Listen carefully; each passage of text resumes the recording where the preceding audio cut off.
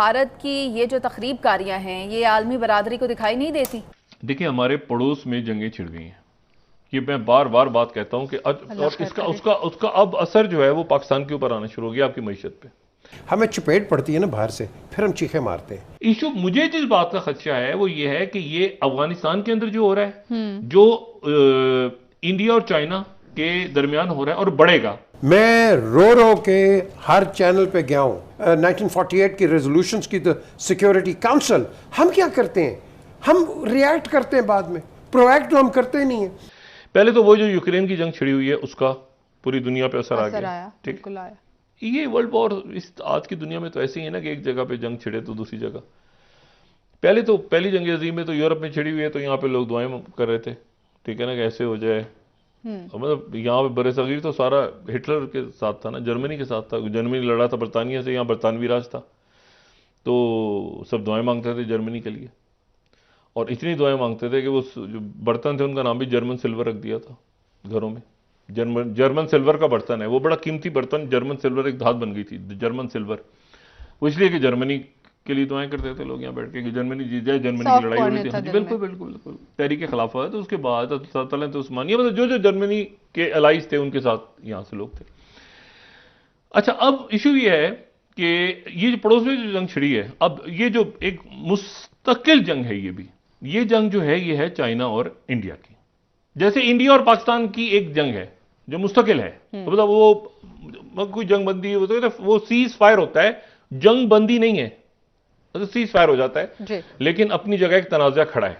फौजें खड़ी हैं, कोर्स आमने सामने सियाचिन पे हर वक्त तैयार 24 घंटे, वो बिल्कुल, यानी फौजें आमने सामने खड़ी हैं पाकिस्तान और इंडिया की, और सीज फायर होता है। सीज फायर खत्म हुआ, सीज फायर खुल गया, सीज फायर खत्म हुआ, तो ये कोई अमन तो नहीं है ना कि सियाचिन पे फौजें आमने। तो इधर भी इसी तरह से चाइना और इंडिया की अब एक जंग छिड़ चुकी है। वो जंग कम होती है ज्यादा होती है, कम होती है ज्यादा, पुरानी जंग है।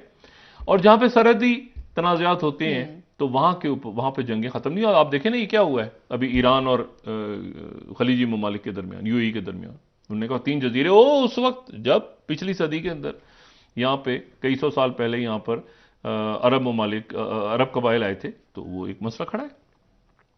अब ये जो मसला है ये अरुणाचल प्रदेश का है।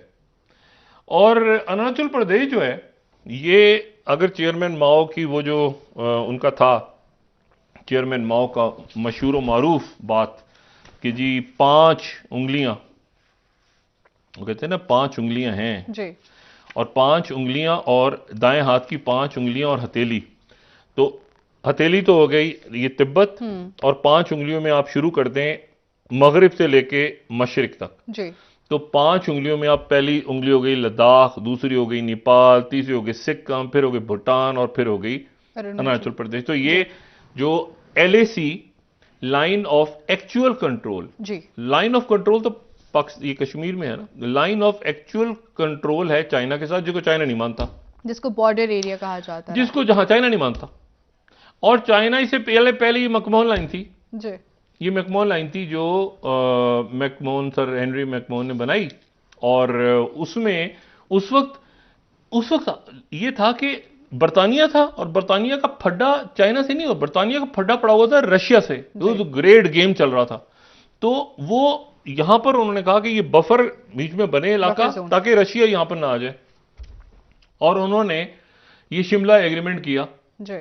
और शिमला एग्रीमेंट जो है ये 1913 और 14, एक तो बाद वाला शिमला एग्रीमेंट है ना जो भुट्टो साहब का और इंदिरा गांधी का, वो अलग है। वो शिमला एग्रीमेंट उस वक्त हुआ, और शिमला एग्रीमेंट हुआ तो उसमें तिब्बत के लोग गए, यहां से ब्रिटिश इंडिया के लोग गए, और चाइना से भी बुला लिया गया। लेकिन चाइना ने ये कहा, चाइना ने शिमला एग्रीमेंट जिसमें मकमोहन लाइन बनी, उन्होंने कहा हम इसको नहीं मानते क्योंकि तिब्बत तो चाइना का हिस्सा है। तो चाइना ने उसको कभी नहीं माना, लेकिन चाइना उस वक्त कमजोर था। ये सेंचुरी ऑफ ह्यूमिलेशन, और वो वहां पे चाइना उस वक्त जो है वो बहुत से मसाइल का शिकार था।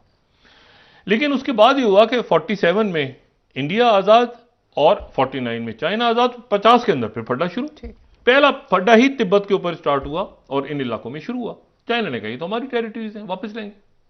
जैसे आज तक वो कहते हैं कि ताइवान को वापस लेंगे, इस तरह वो कहते हैं अरुणाचल प्रदेश को वापस लेंगे। हम, भूटान हमारा हिस्सा है, नेपाल हमारा हिस्सा है, लद्दाख हमारा हिस्सा है, और इसके ऊपर कोई कॉम्प्रोमाइज नहीं है। अच्छा, ये लेकिन अब एक इसमें एक इशू और है जो पहले ही दिन से, आज से 2-2.5 साल से हम सवाल उठा रहे हैं और इसका सवाल का तसल्ली बख्श जवाब ही नहीं मिलता। ये G20 की, अभी G20 समिट हुई ना बाली में, तो उसकी सदारत इंडोनेशिया से आ गई है किसके पास? इंडिया के पास। ये जो फटा पड़ा हुआ है ना, ये पूरा का पूरा जो LAC जिसको नहीं मानता, जो एक मुआहदा हुआ था, एक मुआहदा हो गया था, मतलब है कि 90 की दिहाई में जाके और एक मुआहदा हो गया था चाइना उनके दरमियान, एग्रीमेंट है वो ऐसे ही है, मतलब उसको कभी चाइना ने और इन्होंने कोई डॉक्यूमेंटेड फॉर्म में नहीं LAC को लेकर आए। लेकिन LAC के पहले जो झगड़ा हुआ, जो मैंने कल भी कहा था, पहले जो 2020 में जो लड़ाई हुई, वो LAC जो ऑब्सलीट हो चुकी है, उसके मशरिक के कोने पे लद्दाख के गैल्व, ये जो है ये अरुणाचल प्रदेश बिल्कुल दूसरा हिस्सा है, ठीक है ना। यानी अरुणाचल प्रदेश और सिक्किम एक तरफ है, लद्दाख एक तरफ है, और बीच में उत्तराखंड और हिमाचल प्रदेश।